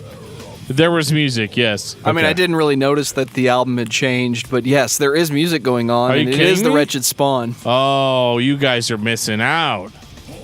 The Wretched Spawn is like way better than the last two records. Oh, no, I agree. I'm just messing with you.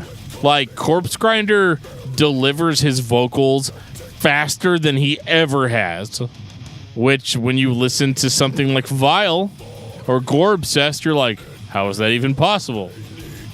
It's possible. Yes, it is. This was a cool fucking album.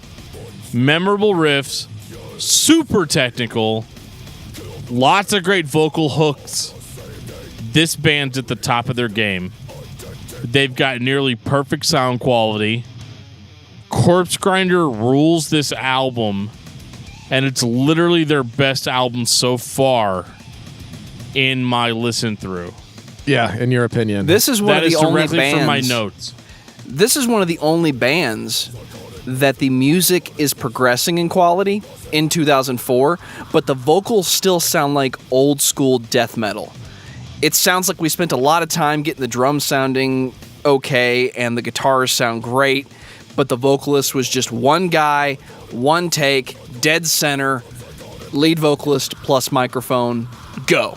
I love the fact that not only is it the death growls, but the screams and shit that he's got on this album. Evil shrieks. Dude, are fucking tight, man. I love it. That's by far the best part of that is just the diversity. He's showing his chops on this album. Big time. Like you said, Corpsegrinder's front and center on this album. This is my third favorite of the 14 releases that they have out. This is a fantastic listen. It really is. Dude, the song Nothing Left to Mutilate. Oh, that's funny. I was going to mention that one, but go for it, man. Oh, you don't like that one? No, I dig it, man. I was going to say, that is probably my favorite song on the album. No, it is mine too. Memorable riffs. There's even some Gallery of Suicide shit going on that song. That's probably why it's my favorite. And oh my goodness, I'm like, this is it. This is the record we've waited 3 albums to get to. This is the true sequel to Gallery of Suicide, in my opinion. There's a lot of treading in between.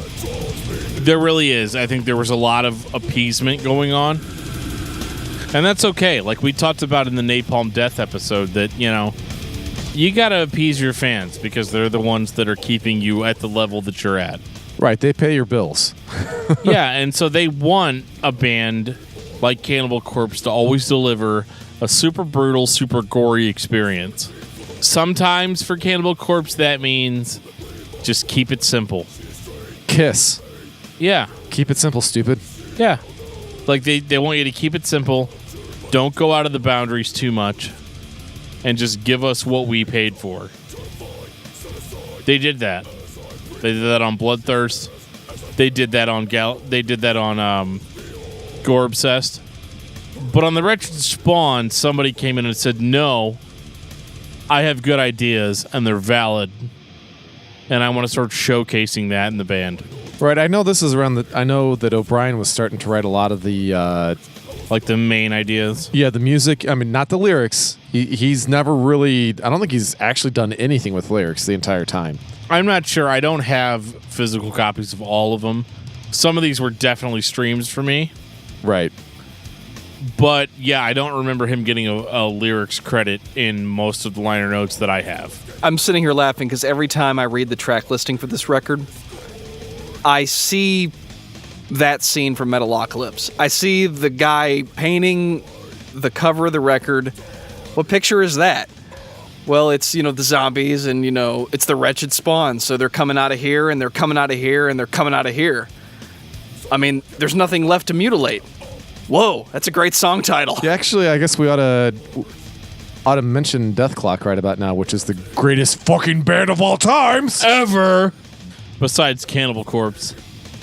I think that Nathan Explosion directly copy of George Corpsegrinder Fisher. Oh yeah, like 100%. That was the model in which the character was built off of. Well, even though Death Clock is the best band of all times, the greatest. Everybody ready to kill? Kill was a big deal when it came out. Yes, it was. It was kind of like, this was after the rise of metalcore. And I think kids were like, you know what? This As I Lay Dying stuff's cool. This Killswitch Engage stuff is cool. This Unearthed stuff is cool. But what are the bands that are truly being brutal? What are they doing? They are doing necrosadistic warning is what they're doing. They love that fucking song. Literally killing it. I remember seeing videos. I know they did a video for The Time to Kill Is Now. I watched that on Headbangers Ball. MTV was still around. I mean, they were playing music videos. MTV too. What show was it? Headbangers Ball. Don't you mean Headbangers Ball? Headbangers Ball, brother. Yeah. What you mean? Ricky Rackman becomes bald? Is that the name of the show? Get out of my house. I believe that Jamie Josta was the host. Oh, at this time? At that time, yes. Okay. Which adds a bit more credibility. Yes. Love Hatebreed. We need to do a Hatebreed episode. Yeah, we do. I remember seeing the video for The Time to Kill Is Now, and there was this dude that was dating my sister-in-law at the time, and he was like, dude, you gotta check out this band called Cannibal Corpse. And I was like, dude, I know Cannibal Corpse.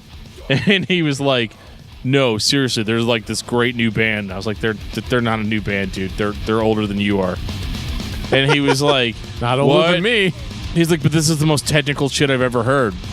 And I was like, well, okay, I still need to burn you a copy of Human. But, he was like, this is so crazy, this is so crazy. And actually, when he did show me that, I hadn't heard Kill yet. Because, at that time, I'd pretty much given up on Cannibal Corpse right after, The Bleeding. I was done. And so I didn't know that they were still even putting shit out, to be honest. And when I heard Kill, I was like, oh my god. This is so above and beyond what they were doing back in the early 90s. And I didn't realize all the stuff that had come between to get us to this point. But Kill was absolutely the introduction of Cannibal Corpse to a new generation of fans. It put them back on the map. They'd always been on the map, but this was like, hey, look at me. Corpsegrinder sounds incredible on this record. And it's weird because with a lot of death metal vocalists, when you get to this point in the career, they start to sound really tired and boring. But Corpsegrinder sounds like a 20-year-old kid in a new band. He sounds like he's psyching himself up. Yeah, dude. Every single time. Every single night he goes to bed, he's like, who's the fucking man? Corpsegrinder's the man. That's who. Yeah, I have to say, the one thing that I love the most about Kill is in the liner notes. Corpsegrinder happens to say, fuck the Alliance! And I'm going to have to say, for the Horde! Dude, I used to be such the WoW player. Granted, my primary was a dwarf paladin. So you weren't legit at all? I wasn't on the Black Hand server. So I started playing on Earthen Ring and AIE. So, and that's probably the greatest Horde guild of all time. So yeah, I'll say it again. For the Horde! Nerd alert. Fuck you. Corpsegrinder's vocals, fastest they've ever been. Tempo, neck breaking. They get better and better with each release at this point. Solos. Oh yeah. Oh my god. Just like Napalm Death, dude. Cannibal Corpse, putting out their best shit right now. In the modern era. Oh, I could argue that a little bit, but yes. Well, go right ahead. You'll be wrong, but go ahead. Evisceration Plague. 2009. God, what a ethereal howl to open up an album. Fuck. Terrifying. We were all waiting for it, weren't we? Yeah, terrifying. I like it too because it reminds me of Scream Bloody Gore by Death when he first starts off. When he first starts that record off, just like with that screech, it's very similar, and it gave me the same vibe, and I really enjoyed that.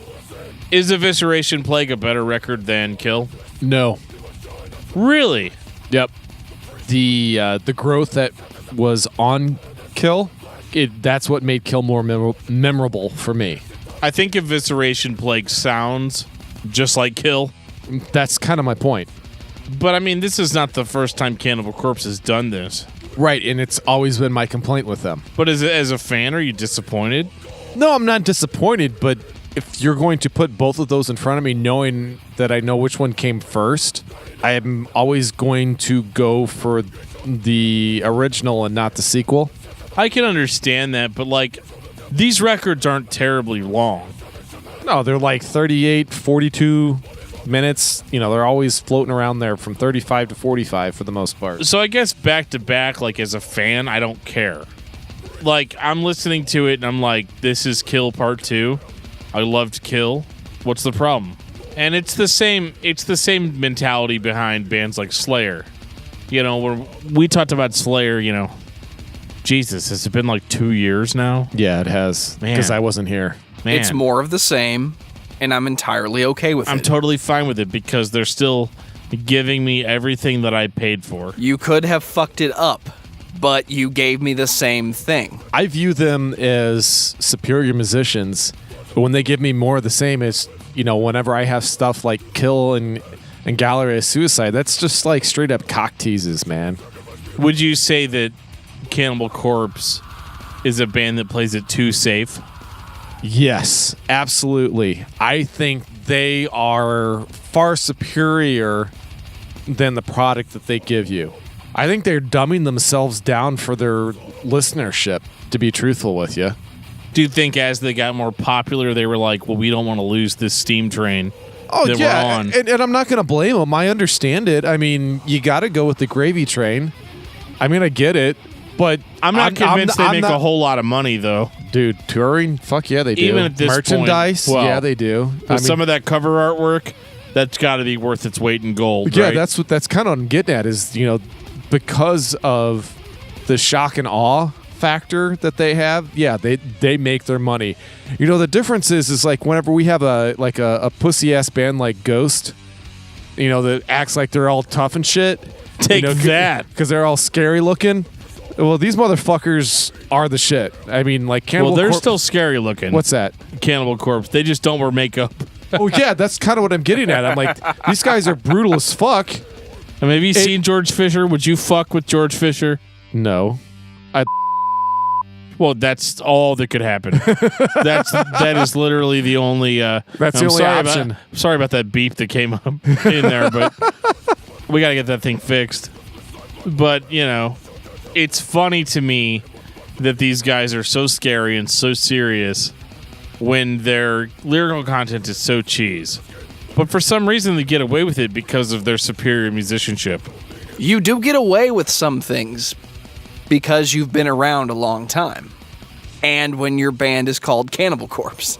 They're not having to get away with anything other than the fact, maybe getting away with more of the same. Is that what you mean? Exactly. Yeah. Okay, I gotcha. Yeah. They're definitely writing. They're definitely writing that way. Following the book that Slayer wrote. Your fans love you. They love what you do. They only want what you have done. The one thing that keeps popping in my head over and over again, and we've been talking about more of the same, Demon Hunter. Are you suggesting that... No, they follow the same philosophy. You give your fans what you want, you give more of them the same. Right, and is that not a successful formula? Oh, it's very successful, but it's also the reason why that I kind of shat on Demon Hunter in the episode that we did. Right, but at the end of the day, Demon Hunter doesn't sound like this. No, I'm not talking about the if either band sounds like each other. I'm just talking about how they sound. It's just more, they're presenting you more of the same. Is all I was the point I was trying to make. But at the same time, Demon Hunter's not trying to impress Dan Terry in 2018. They're trying to impress youth group kid 45, or whatever. Yeah, that's hearing metal for the first time. But Cannibal Corpse is trying to impress Dan Terry. Trying to impress Dan Terry every time. And I have to admit, since Kill, they have. I'm totally on board. Maybe that makes me a meathead. Whatever it is, I don't give a shit. It's awesome. Yeah. As bad as it might sound that I'm talking, truthfully, I've been on board since Gallery of Suicide. You're talking minor gripes. Yeah, I mean, I'm probably, blowing it out of proportion, but I love this fucking band for the last 9 albums that they've done. Yeah, there's no like, oh my God, guys, what are you doing? There's none of that with Cannibal Corpse from Gallery of Suicide on. Yeah, it's just tweaks that I'm wanting. Yeah, and I think they do that though, like because you go from Kill through Evisceration Plague all the way into Torture. Is Torture a safe record? Absolutely it is. Safe record for Cannibal Corpse. Yeah. Yeah, it's more of the same. And I still don't care. It's great. They're going to tour Europe, and they're only going to be able to play like some of their old songs. But actually, I think what was the gag order on Cannibal Corpse? They couldn't play anything from the first 4 albums. Yeah, that in other countries. I think that's Germany for sure. For Germany, and then every time they tried to play in Russia, I think it was, like they kept on coming up with reasons on why, like right before their concerts, they'd shut it down. They'd shut it down and be like, "Oh, you don't have the right visas and shit like that." I'm like, whatever. Yeah. It's crazy to me, but come back. Are you trying to say we can't play Hammer Smashed Face? No. That is on your 3rd record, and we have banned you from playing that. Actually, I think Australia is another one that they. Australia was really hardcore about it. Yeah, because I think Corpsegrinder was kind of like making fun of them because like some of the really brutal stuff that they had in the beginning, you can't play that. But then they had like stuff that was even more asinine, and they could play that. And I'm like, it's really fucking funny, actually. Yeah, it is kind of funny. It just doesn't make sense. But I think that was just that's the difference between politicians in the 90s versus politicians now. Eventually somebody was like, I don't give a shit. We'll keep the old laws in place to keep the grandmas happy. Again, in case grandma's awesome. But, I don't know what you're talking about. My grandma listens to Cannibal Corpse. Does she? No, my grandma's been dead before I was even born. That is so brutal, Geoff. Yeah. I'm glad that you shared that with us tonight. Good evening, Australia. Unfortunately, we cannot play Hammer Smash Face tonight. It has been banned. Lucky for all of you, we will be debuting a new song called Sledgehammer Crushed Skull. What's funny to me, though, is that with the fact that in Australia they can't listen to like the first half hour of this episode. Right. Well, what's crazy to me, though, is that, like, considering our conversation, I'm going in being like, you guys can't play any of the Chris Barnes era? Darn. Oh, no. What am I going to do now? I guess I'll just twiddle my thumb. Fucking right. Vial on. Yeah, you know what? Vial on, man. Good evening, Australia. Yep. I know, we're back. Tonight, we're playing Kill in its entirety. Victory. Let's do it, man. I am totally on board for that. And I know we're like not talking about Torture. Not gonna lie, Torture sounds like the last 2 albums they put out. Yeah, flat out, it does. I'm not gonna lie to you and tell you that Cannibal Corpse is an innovative band. They're not. Oh, they can be. They will be when they want to be. They will be, but on Torture they were not. No. On Torture they just basically played it safe for 2 albums, which is kind of a trend I'm noticing, because like Gallery of Suicide, they did a cool thing, and then they waited 2 albums. Then they did another cool thing, and they waited 2 albums. Well, they waited 3 albums. I thought it was Kill when they really started doing cool shit again. Yeah, I mean, whatever your opinion is, which is probably wrong. Okay. Unless it's mine, it's not right. So, 2014, A Skeletal Domain. Oh, my God. My God. Dude. This record. It is groovy as fuck, man. So groovy. Like, they were like, okay, we played it safe. Fuck you guys. We're going to put out this groovy album. It's going to be interesting. It's going to be technical. It's going to have traces of melody in it. I know, it's crazy shit. And you know it? what? You're going to love it because we're still talking about hacking people apart. Easily my favorite album. Love this fucking album. This is my second favorite album. Yeah, this one I hit 7 times this week. 7 times? You had time for that? Yeah. I've been listening to this album for like 4 weeks, dude. Like, it's so great. Because, like, I mean, I made the calendar, so, like, I know what bands we're going to talk about ahead of time before I even tell you guys. So, like... Well, here's the great thing. I started listening to this, like, early on because I was like... I remember buying this on CD. Really wish I'd have bought it on vinyl. But, man, A Skeletal Domain is one of the greatest albums ever released by Cannibal Corpse, hands down. I don't give a shit what Chris Barnes fans from the early 90s think about it. Couldn't give less of a shit. This is an album that was perfected over time by guys that were above average musicians and just had to find themselves in order to make it happen. And they finally made it happen in 2014. Dude, I love this album. It's everything that I ever hoped and wanted for from Cannibal Corpse. Dan just got some victory and fanfare. Dude, it's so brutal. Dude, it's brutal, it's groovy, it's badass, it's in your face, but you can do that and still be technical and minorly melodic at the same time, where it's melodic enough where everything's fucking cohesive. And that's what I love about this album, is that it's just so smooth. I like, how the fuck can you say that about a Cannibal Corpse album? It's smooth for Cannibal Corpse. It's really fucking smooth for Cannibal Corpse. But that's okay. Like we said about like Dillinger Escape Plan or Slayer, if you're only here for Godzilla, if all you care about is the gore lyrics, they got you covered, dude. Well, like, don't even worry about it. It's funny you would mention Godzilla because some of the drumming on this kind of reminds me of, obviously it's... Gojira? Gojira. I got some Duplantier vibes in the drumming on this album. Yeah. And you know that's quite all right with me. Those French boys are everywhere. Excuse me, sir. Yes, sir? I was told one of you is here for Godzilla? That's correct. I am only here for Godzilla. He's out back, waiting for you. Perfect. When can I see him? Right through that door. Perfection. I knew that once I talked to the manager, I would finally get what I want. I wish I knew more about how this record was produced.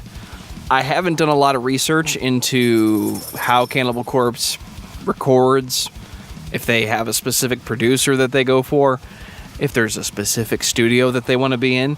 A lot of what is happening on A Skeletal Domain is the same musicians on Kill, The Wretched Spawn, Gore Obsessed, and even Torture. But it's the way the record is put together. It does sound different. It does sound better. It sounds like there's something else going on. They really tried hard. It's the opposite of what death metal, black metal is still today trying to say. It doesn't matter about the production. We just make it sound like shit on purpose. It clearly does matter. When you put effort into it, it sounds better. There is nothing wrong with that. I have to point out 2 of my favorite tracks on this. Funeral Cremation and Ice Pick Lobotomy. And they're back to back. I mean, God, it's fucking great. You already got it for me. Ice Pick Lobotomy is my shit. Yeah, it's fucking great, isn't 100%. it? This is one of those cover-to-cover listens that I always talk about. This is another 10 out of 10 for me. And for a band like Cannibal Corpse, that's kind of amazing. Because they're a band that I think a lot of people don't come into expecting much from. No, you're absolutely right. I mean, they are, it's kind of like that girl next door. You've been so obsessed with that supermodel blonde that you didn't realize, holy shit, the gal next door is everything that I always wanted. And it's there, and she's great and awesome, and so is this album. Keep in mind, though, the girl next door is a straight-up corpse. Okay. Like, straight up. Because this is the neighborhood we live in. Yes. We live in the death gore neighborhood.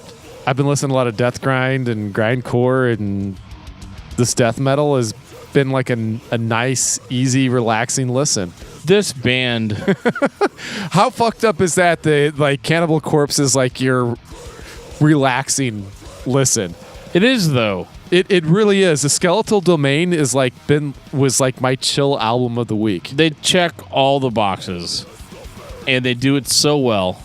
So in 2017, they put out a new album, which I was surprised by, actually. This was the first post-podcast, like from when we started the podcast, album that had come out from Cannibal Corpse. And I remember waiting for it because there was an idea that we were going to do a Cannibal Corpse episode a lot sooner than this. But we scrapped it because I was like, I don't know, man, that Red Before Black's coming out. I got to hear that shit before I say anything. This record, if you like a Skeletal Domain, you're getting that again. This is the first time the band has done the crazy thing twice.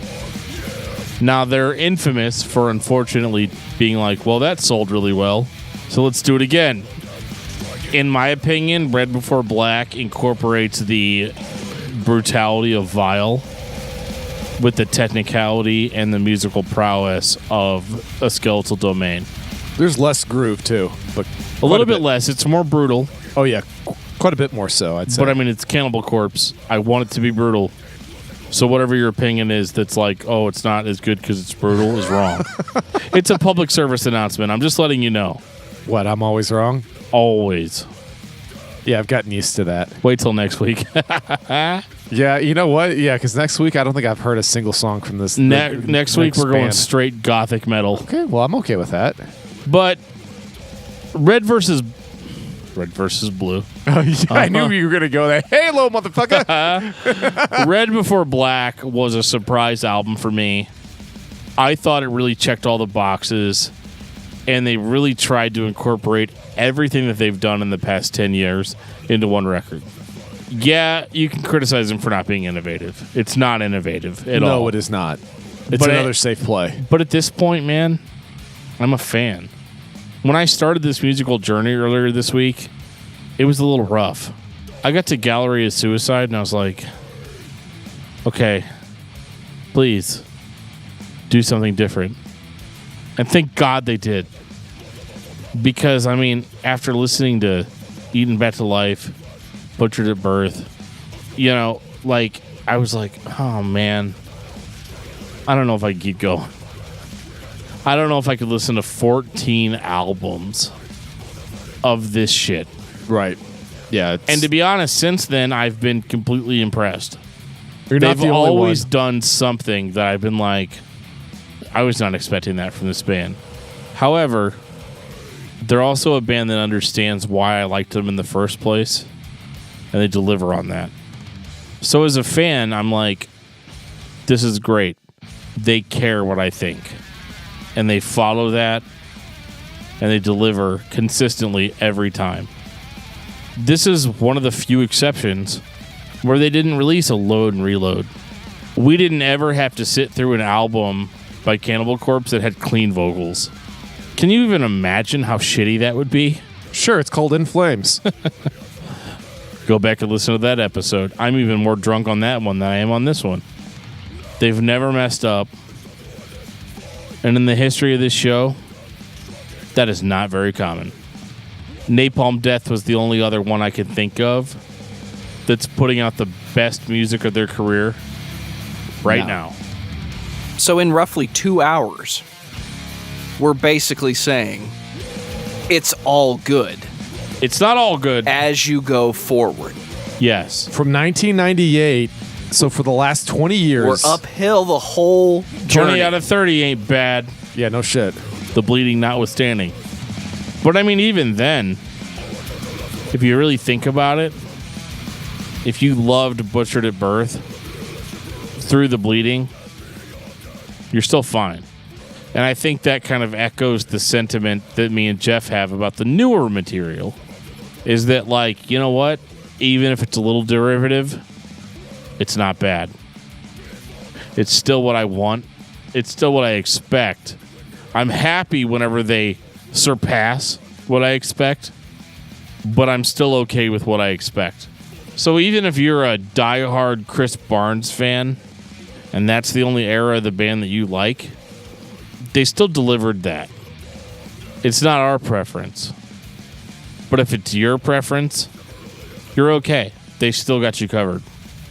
We're definitely more of the progressive, technical fans. So we want to hear what else they got.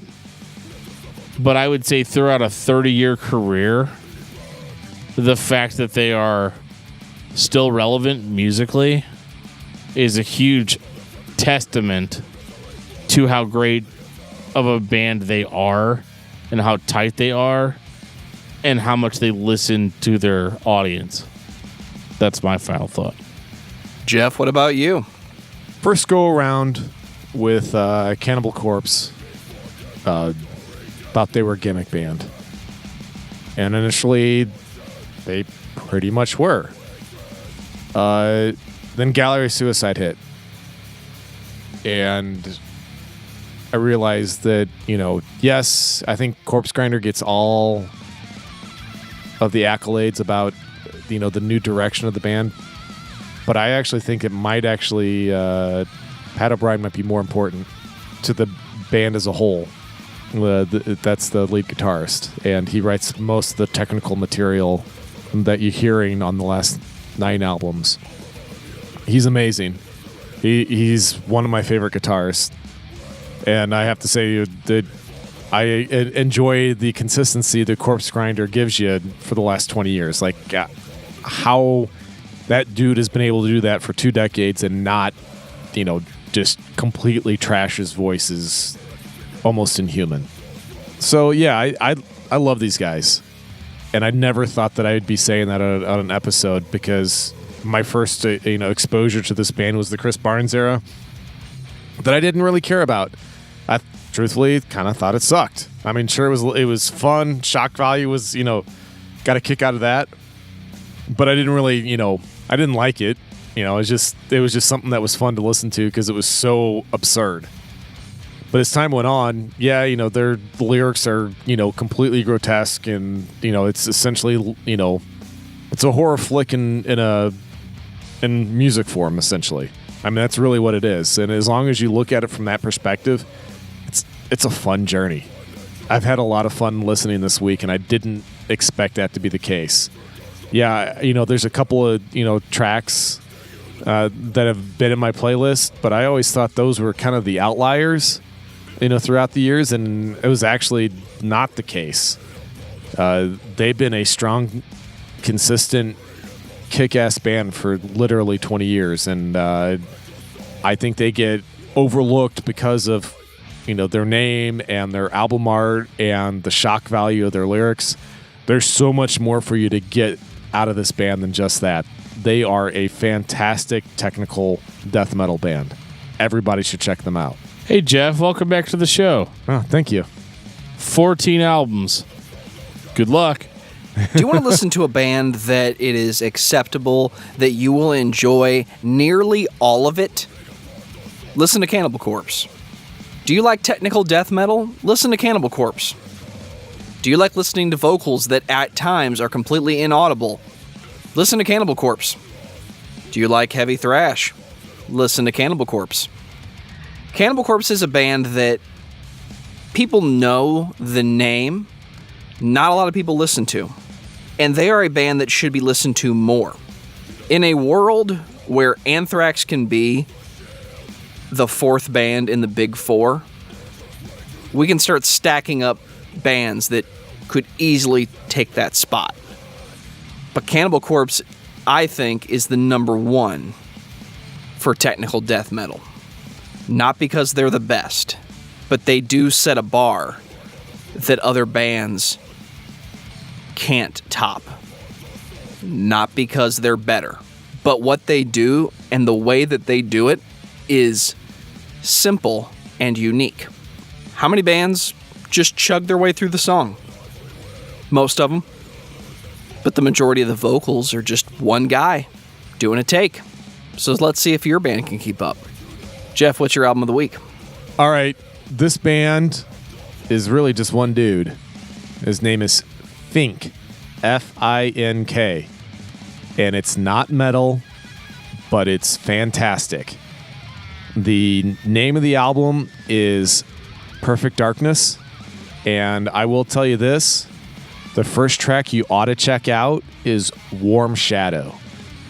And I actually got this off it was on an episode of The Walking Dead, and I've been a fan of this guy ever since. And this was probably season 3 or 4 that song is being. I think they just get to Alexandria, so if you're a fan of The Walking Dead, it's in there, and that's where I found it. And this dude's fantastic, so check it out. Dan, what about you? My album of the week is a little bit of a different one. It's not metal at all, but it is the solo album by Stephen Mark Sarro. It is called The Spirit Shrill, and it is like a noise. It's terrifying. There's really no other way to describe it. It's not beautiful like the Unteachers album was. It's terrifying. It's a little bit noisy. It's a little bit atmospheric. It's not really even rock music like you would describe it, but I'm finding a lot of value in it, and there's so much to unpack in it. It's worth a listen when it comes out. My album of the week is the first record I ever listened to by Cannibal Corpse, Tomb of the Mutilated. Yes, it has Hammer Smash Face on it. There's a reason it's the first album I heard. Happy Halloween, guys. We've had a lot of fun this month talking about bands that were a little bit more scary. We talked about Mushroom Head, who thinks that they're scary. They're not. Talked about Virgin Black, which is really kind of scary. I mean, you're in the middle of this like beautiful operatic thing, and then you're like, and you're like, oh, okay. You guys are going to be like that. I got it. Then we talked about Torture Killer, which is another band that thinks they're scary. They're a little scary. Talked about Cannibal Corpse, another band that thinks they're scary. They're pretty scary. But as far as things that I've been checking out lately, one of the greatest YouTube shows, as far as I'm concerned, is the YouTube show Good Company with Bowling, or just Good Company. Scott Bowling, huge friend of the show, consistently puts out long-form interviews with artists that you care about. Did an interview with Brian Head Welch from Korn. Did an interview with Sonny from POD. Did an interview with almost everybody from Fozzy. With Michael Sweet from Stryper. Scott will go through a band's discography with the artist and discuss it. And we here at Discography Discussion appreciate his diligence. Check it out. It is a cool show. High production value. Video interviews. Scott's got it all going on. Amazing editing. And I just love the show, and I can't get enough of it. And on that note, this has been episode 88 of Discography Discussion. Thank you for listening. You can like us on Facebook and follow us on Twitter at discussmetal. Subscribe to our podcast everywhere you listen to podcasts, including Google Play, iTunes, and Stitcher. Visit discussmetal.com for all things discography discussion, and please send questions and comments to danandjoeshow@gmail.com. If you are not a patron, you can become one at patreon.com/discussmetal. We have some sweet perks. Give me your money.